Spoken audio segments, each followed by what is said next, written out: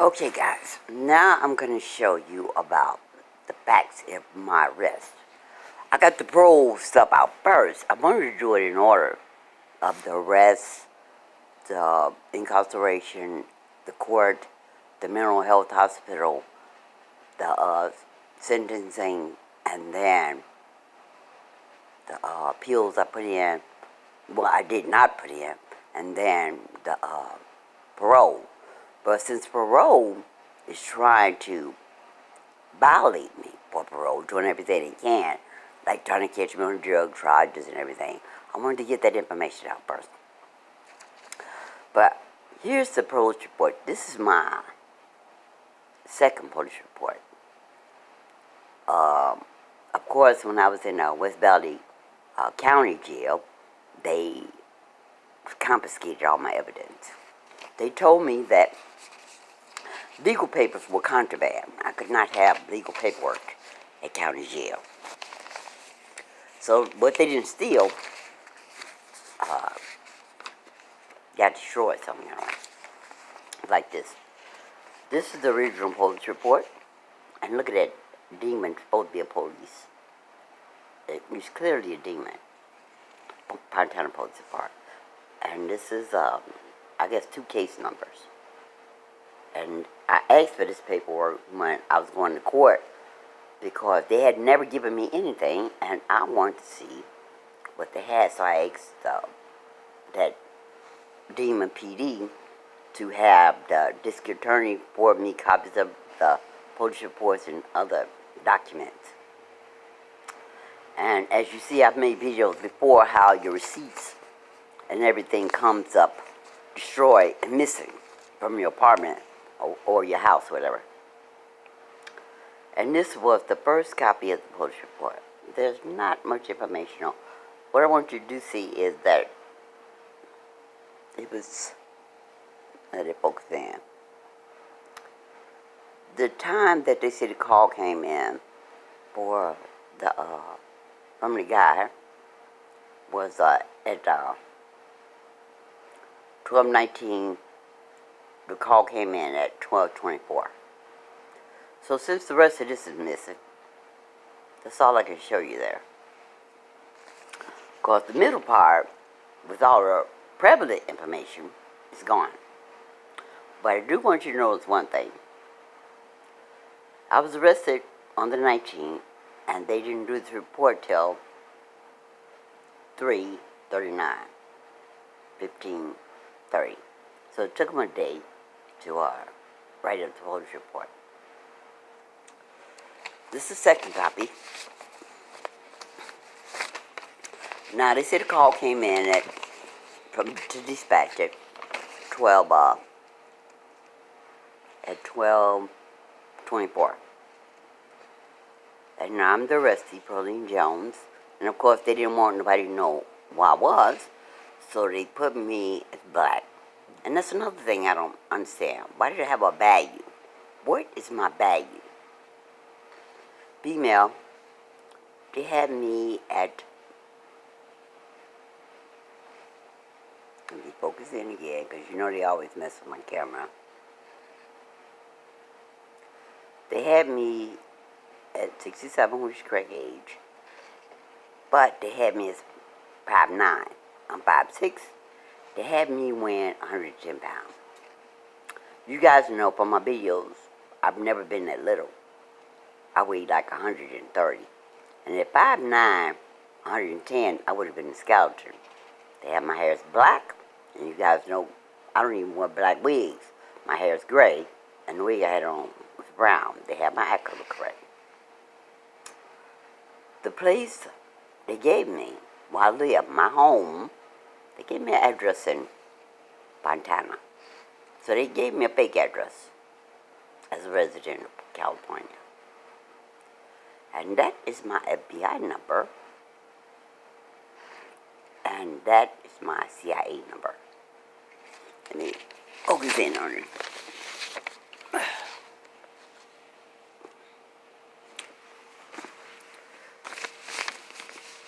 That is my FBI number. And that is my CIA, Central Intelligence ID number. Now, as you see here, they already have my driver's license number from Illinois. So if you have my driver's license number, my height on my driver's license is 5'6". I have brown hair on my driver's license, and you put your weight, and it's not 110. You charge me with robbery and assault with a deadly weapon. But the victim is confidential.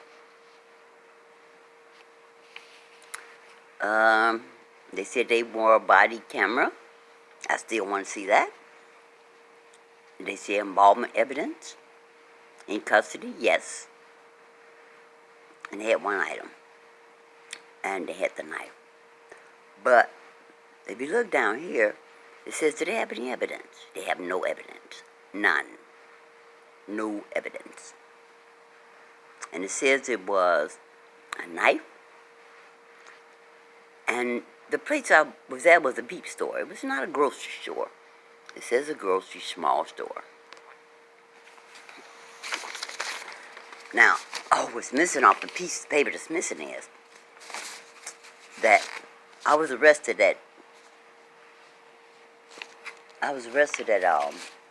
the call came in at 12:24, and on the paperwork it says I was booked by 12:41.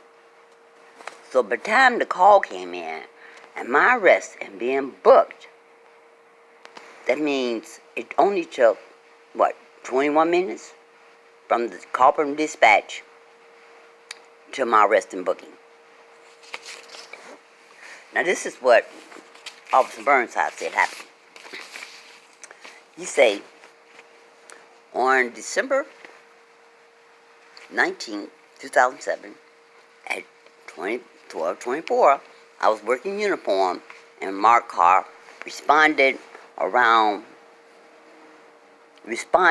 to a disturbance at a nearby store. Now, if the call came in at 12:24, how did he get to go to the store at 12:24? Because it takes time for the dispatch to talk to the victim. If there is a victim, get the address, find out what's going on. But all of them was on the same page. Dispatch advised officers that a reporting party, Jesse Blaine, was calling 911 saying a female was chasing him around the store with a knife. The female was overheard in the background saying, "I'm going to get your ass." That's what they say. I responded, code 3, with my emergency lights and siren on arrival in the minute. The female described as a black female adult wearing a black and white striped shirt and blue jeans. Upon arrival, I contacted Blaine outside the store. Blaine said the female had a large kitchen knife. And you guys know I don't carry no large knife. The only thing I have is my paring knife that I use for preparing my food. With the crime or whatever it is being reported, no other people were inside the store. I created a perimeter and officers began announcements to the female. Approximately 10 to 15 minutes later, a female matched the description exit store. She was detained without further incident. Officer Escori located a black kitchen knife in her right pocket, and I secured the knife. The female identified herself as Pearline Jones, as born 6/15/50. She lived in Illinois and had driver's license out of state. As officer was placing Ms. Jones in the back seat. Now, see, this is another thing. When I stepped outside the door, because number one, I was waiting for them to come in so I could do a complaint about this guy. So I wasn't worried. If I had robbed the place, why would I wait around till the police came?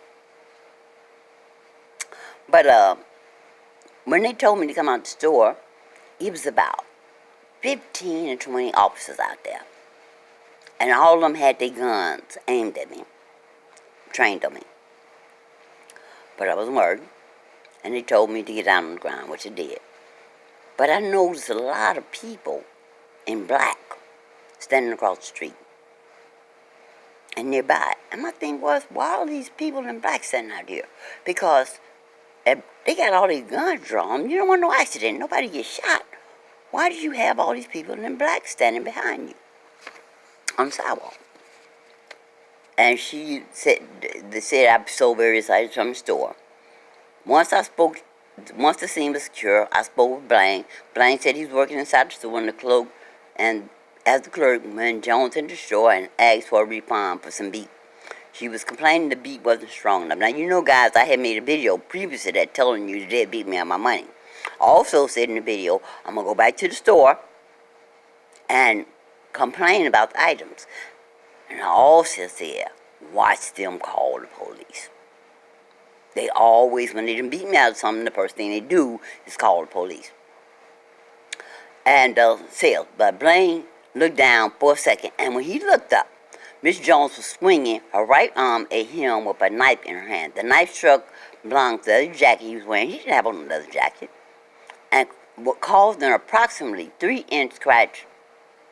See photo. But there is no photo. There's no photo of the jacket. When that lawyer questioned that officer at that fake trial, they said they did not have the jacket. They did not keep the jacket. There's no photo of the jacket. Now, they might try to fabricate some evidence later on because the lawyer, and it's in the transcript, he said they didn't have no jacket. There was no photo. She asked him, did he measure the knife and check for fibers on the knife? They said they didn't do any of that. The door was open, the screen had a hole in it, but Miss Jones opened and stabbed him through the screen. Blank showed me the knife marks on the screen were approximately another 3 inches. Jesse, he's very friendly because he don't call him Blaine no more. He said Jesse refused medical attention and was not cut with the knife. Just his jacket was cut. I placed Jones under arrest, and I read Miss Jones her Miranda rights, and she remained silent. I booked her. Now, you are the arresting officer. You're also the officer that transported me to the county jail, and you booked me. Isn't that something?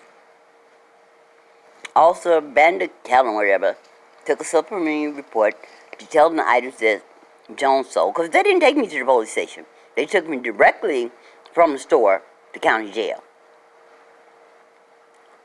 So there was no detective investigations, no investigations. They took me directly from the store to the county jail. Now, I had made a video previous to that about the Fontana Police Department being abandoned like I saw in other cities, that it was empty. And the officer went to search me, and I said, you can't search me. Only a female can search me. And he said, we have no females available. And then I remembered that the Fontana police station was dead. And I said, yeah, you're probably right. But here's another convenience for them. Due to Miss Jones damaging the DVR system and throwing it to the floor, the owner could not recover the video. He was able to restart the system, but said there was no memory recorded for today due to Miss Jones tampering with the DVR. I booked the knife into evidence. It was a black kitchen knife with a blade that was approximately 3 inches large and capable of creating great bodily injury and or death. I booked my BWC media and photos into evidence.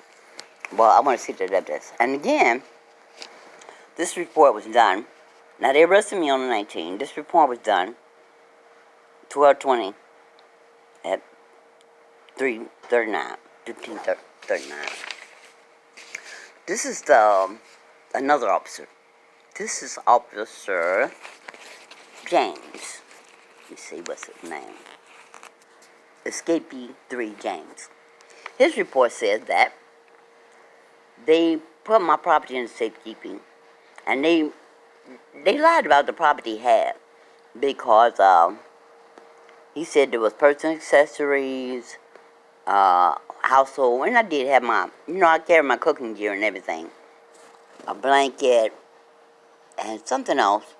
But they say the total value of all my things came out to be $1, $2.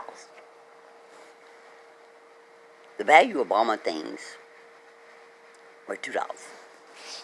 Again, his report was made 20/15/39, same time as Officer Burnside's. So they printed all this stuff together, I assume, at the same time. This is Van Kellen Shannon. There was no, and it sounds like it's a woman, but there were no women at the scene. Because, like I said, he searched me and he felt my butt, and he told me they had no, so there might be a man, I don't know. But they said they had no women to search me. And another thing I noticed, once they had me secured and was putting me in the car, the officers turned around and told all the people in black, y'all can go now. So what was that about? Were them people that back him up, the people in black? Because once he was putting me in the car, he turned around and told the people in black, y'all can go now. Now, if anything, with them having all their guns drawn, the sidewalk should have been cleared when they were standing there. So why would you turn around and tell them later, once he put me in the car, that y'all can go now? Now, his report, same date, 20/15/40, 1 minute later. This is her report of the items that I supposed to have stolen. They said the value was $600 some. This is dispatchers. This is, oh, another thing. Oh, let me show you this. Show you they don't know what the hell they're doing. They're not real officers. Again, the victims are confidential. Except for, I didn't know that they had forms that already had the victim's name in the box. Victim as business. Paper box. I didn't know they had forms set up like that already. But they said I assaulted the paper boss, the store, with a knife. I assaulted the store with a knife. I assaulted the business with a knife. But the guy, Jesse Blaine, who I supposed to assault it, the confidential victim, has nothing about me assaulting him. So, this is still Miss Shannon's report. She said approximately 12:24 again, so all of them at the same time the dispatch got the call. All of them got the call at the same time. 12:24. I was dispatched to Baby Boss in the city of Fontana regarding a female chasing store employee around the store with a knife. On arrival, I assisted by surrounding the store to the front and the store to the front exit while officers began announcement for the female suspect, later identified Pearline. After several announcements, Pearline Jones finally left the store and detained without further incident. Then I assisted by searching Pearline's bag, because you guys know I always have my bags, and the possession. Pearline had several bags of personal belongings, one large plastic bag with various items that she had stolen from the store. Garcia arrived. Juan Garcia. Garcia arrived during the investigation. Garcia identified himself and said he was the owner of Baby Boss. Then I showed Garcia the property that I located in the bag Pearline Jones was carrying when she left the store. I placed all the items on the hood of my patrol vehicle, my patrol unit, and Garcia identified them as his store merchandise. Garcia made a list of each item, the price, electric cigarettes. The total amount was $630 of electric cigarette kits and liquids. Garcia stated he did not know Pearline Jones did not give her permission to enter the store, assault his employee, and walk out with stolen merchandise. Garcia stated he desired prosecution on Pearline for PC robbery 22, for PC 2211 robbery. How did Garcia know any code? How did he know what the code was? He desired to have persecution on Pearline for PC 221 robbery by force to retake the items from his store. with force and fear. Ain't that something? That he know the code. I recover all stolen items and release them back to Mr. Garcia and the field. I took pictures of the property recovered and returned with my being. I guess it's black and white camera. And he put that into evidence. He or she put that in evidence. But evidence, you mean you gave, and they gave him my things, the things that I bought. They did. They gave him my things, and you don't return evidence right back to the owner. You don't do that. I've never heard of a case like that where there's evidence and you just gave everything back to the owner. Her report, December 20, 1540 also. Now, it's supposed to be 4 pages, or 5 and 5 pages, but a lot of these pages are blank like this. It had no information. It says, recommendation attached to original report. What would you want to attach this to a report? It's blank. But the kicker is dispatch. Dispatch say she got the call at